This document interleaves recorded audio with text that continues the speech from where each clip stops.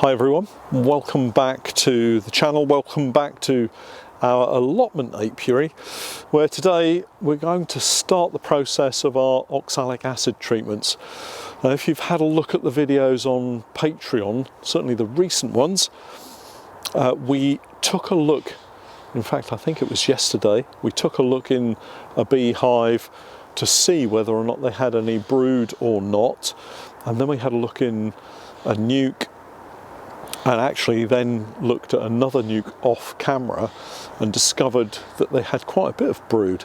So we're going to follow a process of treatments over the course of 3 weeks, do one treatment this week and then follow it up with 2 further treatments 1 week apart to try to capture any of the varroa mites that might emerge from those sealed cells. Remember, oxalic acid treatments won't penetrate any sealed cells, so the problem we have there is that any varroa that are in sealed cells are just not going to get caught. It's only the phoretic mites, those are the ones on the backs of the bees, on the underside of the bees, generally moving around the inside of the hive, exposed to the oxalic acid, that are going to get caught by the treatment. Now, here in the UK, Apibioxal is an authorised treatment, and it now comes as a pre-mixed pack. Take a look at the previous video about the various packs that we've got. These have been very kindly sent over to us from Thorn Beehive, so thanks to those guys for sending us these samples. And really, I guess with the pre-mixed liquid, the thing to say is on the colder days, keep it indoors, maybe pop it on a radiator just to warm it through so that you're not treating your bees with icy cold oxalic acid syrup that's been in maybe the back of the car overnight, because you want to have it a little bit warmer than just that kind of chilled state that you would have if it were in a car. So we're blessed with a little bit of sunshine today. It rained really heavily overnight, and we've really got to get cracking with this now.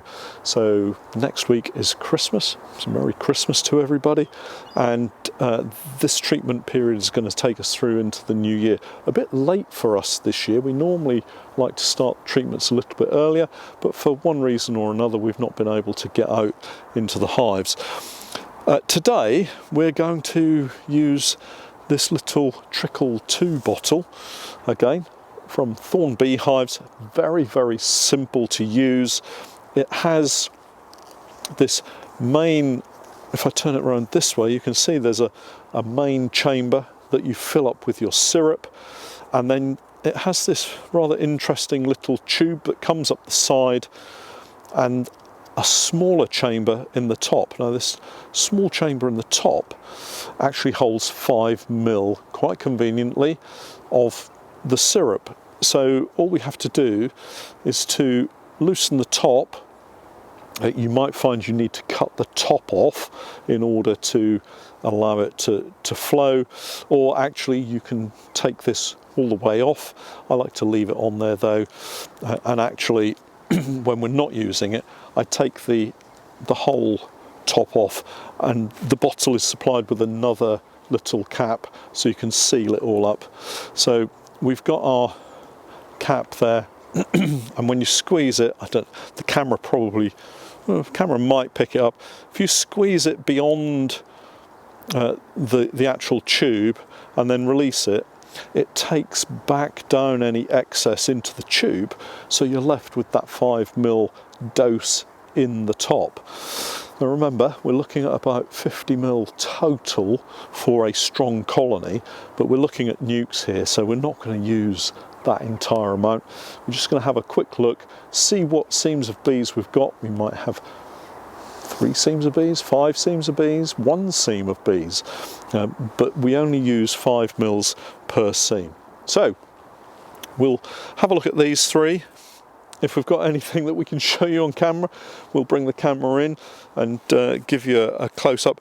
But if not, we'll have a look at some of these other colonies that we've got in the apiary so that we can show you, give you a good demonstration of how to use this Trickle2 bottle with the pre-mixed Apibioxal syrup.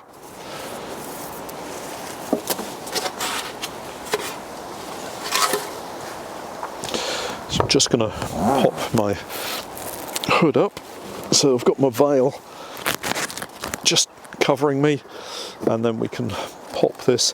The temperature difference between today and yesterday is quite incredible. Well, we've got quite a lot of bees here, so that's good.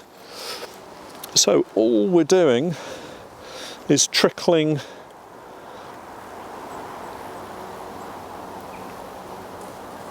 through. That's one. So then we give it another squeeze. Give it a squeeze to refill it, and then we trickle that through the next one.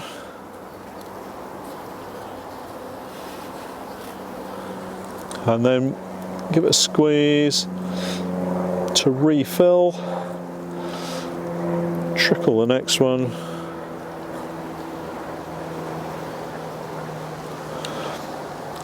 Refill again.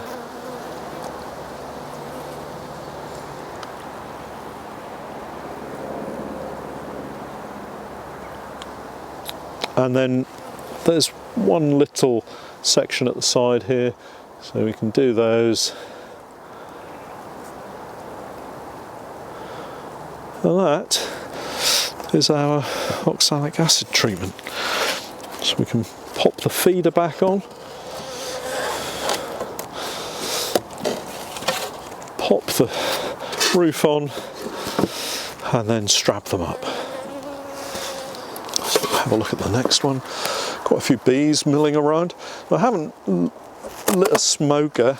If you feel you want to light a smoker, then do. Plenty of bees in this one. So again, we give this bottle a squeeze, and then we can trickle it in. One of the things I like about these BS Honeybee nukes is the way that they insulate the bees. Really effective.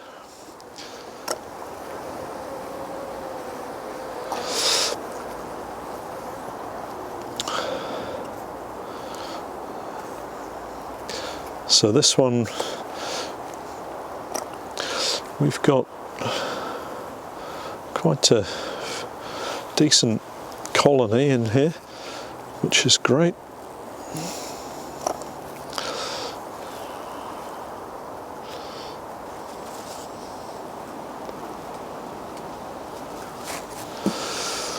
I'm just going to heft the back. They've got quite a bit of weight there, so that's good. Just make sure the queen's not ran to the edge and we end up squishing her. They don't have any, if I tilt it, you can see that they don't really have any fondant in the top there. They'll be fine at the moment, but we will come round and check them as we get into the new year, just to make sure that they have sufficient food stores. But with it being so mild at the moment, it's quite possible that a lot of these colonies will have brood in some form or another. So it's really important that we get the treatments through. Now I know that again, some people feel that 3 treatments is excessive and it will do some harm to the bees. We don't really find that to be the case. For the vast majority of our colonies, it makes no difference at all if we treat them with three separate treatments. So if it kills off a lot more of the varroa, then I'm all for it, to be honest. And again, lots of bees in this one. This is a really good, strong colony. So again, we just make sure we've got enough to dose these.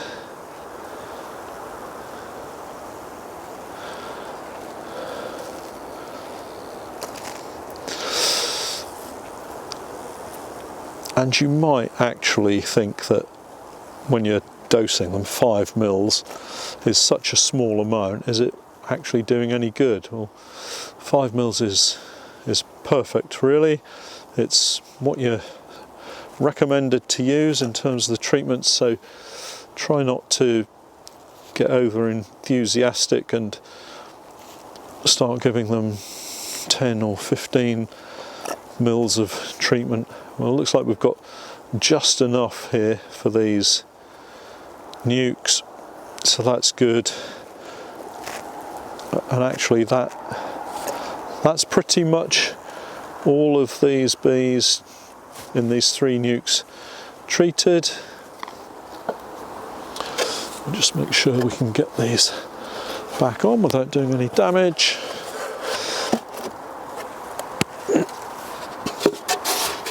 I'll just pick up the bung and the remnants of fondant. We'll actually leave this fondant in here, but we'll get some more for them, and we can pop the bung in. That'll just help retain the heat in there. And there we are, that's our first oxalic acid treatments for these colonies this winter. And as I say, we'll come back and treat again and give them 2 more treatments, and that will hopefully get rid of a lot more of the varroa.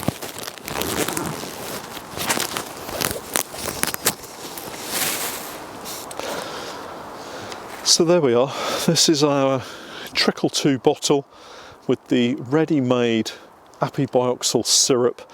If you're looking for a straightforward method of treating your bees with oxalic acid over the winter period without the worry of sublimation, of the cost of all that equipment that you will need. We previously have used sublimation equipment, but it's quite windy today, so you've got the added problem of the wind blowing through the hives and blowing that oxalic acid vapour out into the air around the apiary.